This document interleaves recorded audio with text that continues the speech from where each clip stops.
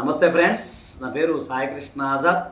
అలాగే family court advocate. అలాగే దీనికి సంబంధించి మేము చాలా వీడియోలు తెలుగులోనే మొట్టమొదటి లీగల్ ఛానల్ మందే. మీరు కానీ నెట్లో చూసుకోండి.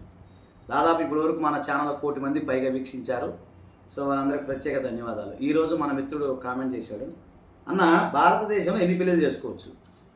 అమ్మ ఏం చెప్పాలి దీనికి ప్రశ్నకి సమాధానం ఏముంటుంది చెప్పు. సరే, చెప్పడం అయితే నా ధర్మం. బాబు, భారతదేశంలో ఎన్ని పెళ్లి చేసుకోవచ్చు? ఈ మతానుచారాన్ని బట్టి ఉంటుంది. ఇప్పుడున్న పరిస్థితిలో 1, 2, 3 పెళ్ళిళ్ళు కూడా అవుతూ ఉన్నాయి. ఇప్పుడు 4వ పెళ్ళి, మొన్న ఒక కేసు చేసాం, మేము 4వ పెళ్ళి. సో ఒక క్లయింట్ ఉన్నారు, చెప్పుకోకూడదు కానీ వాళ్ళు పాపం అంటే దురదృష్టమో అదృష్టమో పాపం 2 పెళ్ళిళ్ళు ఫెయిల్ అయినాయి. ఇప్పుడు 3వ పెళ్ళి కూడా ఫెయిల్ అయ్యే అవకాశం ఉంది సార్ అని చెప్పి బాధపడతాను మన దగ్గరికి వచ్చి. సో అతను గురించి కూడా మనం ఆలోచించాలి. సరే, ఓకే, వదిలేద్దాం. అయితే భారతదేశంలో ఎన్ని పెళ్ళిళ్ళు చేసుకోవచ్చు? భారతదేశంలో ఎన్ని పెళ్ళిళ్ళు కాదు, భారతదేశంలో విభిన్న మతాలు ఉన్నాయి. అంటే ఎందుకు అంటే భారతదేశంలో చాలా మతాలు ఉన్నాయి. ముఖ్యంగా మనం ముస్లిం సంబంధించి మాట్లాడుకున్నాం. ముస్లిం సంబంధించిన వ్యక్తి 4 పెళ్ళిళ్ళు చేసుకోవచ్చు.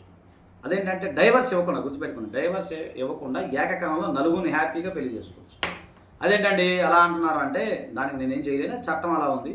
కాకపోతే నెక్స్ట్ కామన్ ఏదో civil procedure code, common code ఏదో తీసుకొస్తూ ఉన్నారు. సరే, అది కోర్టు మాకు ప్రభుత్వానికి సంబంధించిన వ్యవహారం, అది నాకు సంబంధించిన వ్యవహారం కాదు.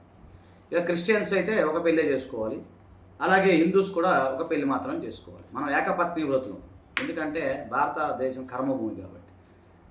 అయితే మీరు ఎన్ని పెళ్ళిళ్ళైనా చేసుకోవచ్చు. హిందువులైనా క్రిస్టియన్స్ అయినా మీరు ఎన్ని పెళ్ళిళ్ళైనా, మీకు ఓపికన్నంతసేపు ఎన్ని పెళ్ళైనా చేసుకోవచ్చు. అదే సార్ ఇప్పుడే కదా ఒక మాట అన్నారు, ఒక పెళ్ళి చేసుకోవాలి, ఇదేందండి అంటే గుర్తుపెట్టుకోండి, హిందూ మ్యారేజ్ యాక్ట్లో కూడా ఏం చెప్పారంటే వివాహానికి సంబంధించిన కొన్ని క్వాలిఫికేషన్లు చెప్పారు. అవేంటి క్వాలిఫికేషన్లు ఏంటంటే, ఒక వ్యక్తి ఎవరైనా సరే పెళ్లి చేసుకోవాలనుకుంటే అతనికి బతుకున్న భార్య కానీ భర్త కానీ ఉండకూడదు. అంటే భార్య చనిపోతే ఆటోమేటిక్గా ఇంకో వివాహం చేసుకోవాలి, భార్య కానీ భర్త కానీ చనిపోతే. ఓకేనా? అది ఒకటి.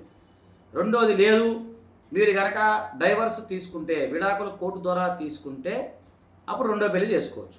సరే, ఇక్కడ మళ్ళీ మన ప్రశ్నకు వద్దాం. అది క్రిస్టియన్ కూడా వర్తిస్తుంది. ఇది వదిలేండి, క్రిస్టియన్స్కి ముస్లిమ్స్ చెప్పేసి కదా ఆల్రెడీ వదిలేండి. హిందూస్ క్రిస్టియన్స్కి అనుకోండి, ఒకటే పేర్లు అనుకోండి. ఒక హిందూ పురుషుడు పెళ్లి చేసుకున్నాడు. సో అతనికి ఆమెకి నచ్చల, సో ఆమె కూడా నచ్చలేదు, మ్యూచువల్గా వారు డైవర్స్ తీసుకున్నారు అనుకుందాం. అప్పుడు ఏమైతే 2వ పెళ్లి చేసుకోవచ్చు.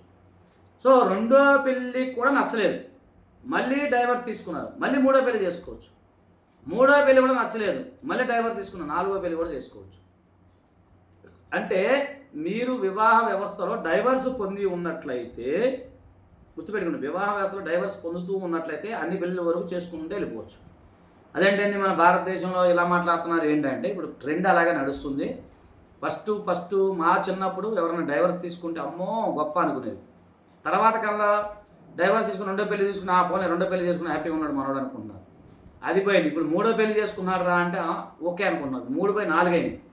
అంటే కామన్ మ్యాన్కి ఇవన్నీ ఆశ్చర్యంగా ఉంటాయి.